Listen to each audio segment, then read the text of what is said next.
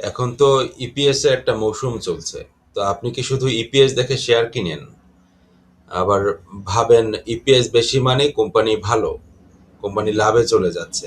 তাহলে আজকের ভিডিওটা আপনার জন্য খুবই গুরুত্বপূর্ণ। কারণ ইপিএস দেখে ইনভেস্ট করলে আপনি লাভের চেয়ে অনেক সময় লসেও পড়তে পারেন। অনেক নতুন ইনভেস্টর একটা বড় ধরনের ভুল করে, তারা শুধু ইপিএস দেখে শেয়ার কিনে ফেলেন। যে ভাবেন যে এই কোম্পানিটার ইপিএসটা বাড়ছে, বা এই মৌসুমে ইপিএসটা ভালো এসছে, বা একটা প্রফিট গ্যাপ করে দেবে। যেমন বিকন ফার্মার ইপিএসটা ভালো এসছে, অনেকে দেখলাম আজকে কিনছে। এরকম অনেকের মধ্যে চিন্তা ভাবনা আছে। কিন্তু এখানে একটা সত্যি আছে, সত্যিটা হচ্ছে ইপিএস অনেক সময় আপনাকে ভুল সিগন্যাল দেয়। আজকের ভিডিওতে জানবেন ইপিএস আসলে কি, কেন শুধু ইপিএস দেখে ইনভেস্ট করা বিপজ্জনক, এবং স্মার্ট ইনভেস্টররা কিভাবে সিদ্ধান্ত নেয়। তো ইপিএস মানে হলো আর্নিং পার শেয়ার। এটা তো আমরা জানি, অনেকে বিরক্ত হতে পারেন, জানার কথা বললেই বিরক্ত চলে আসে।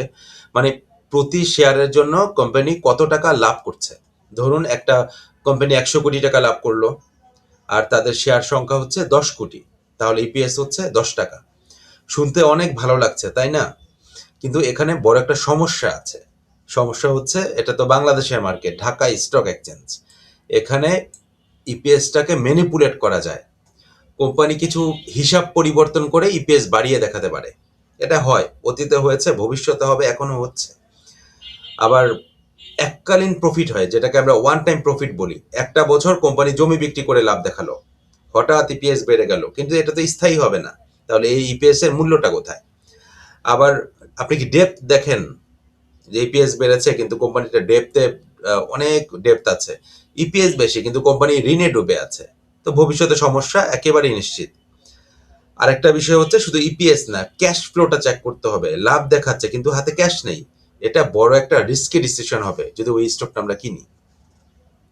তো স্মার্ট ইনভেস্টররা শুধু ইপিএস দেখে না, তারা কি করে, তারা হচ্ছে রেভিনিউ গ্রোথটা দেখে।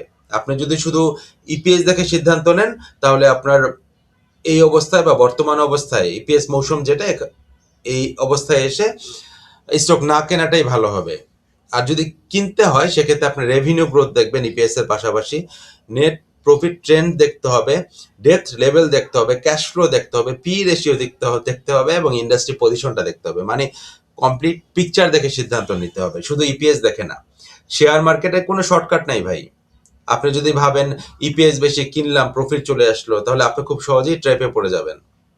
মনে রাখবেন মার্কেট কখনোই সহজ না, কখনোই না। এখানে শর্টকাট কিছু নাই স্টক মার্কেটে।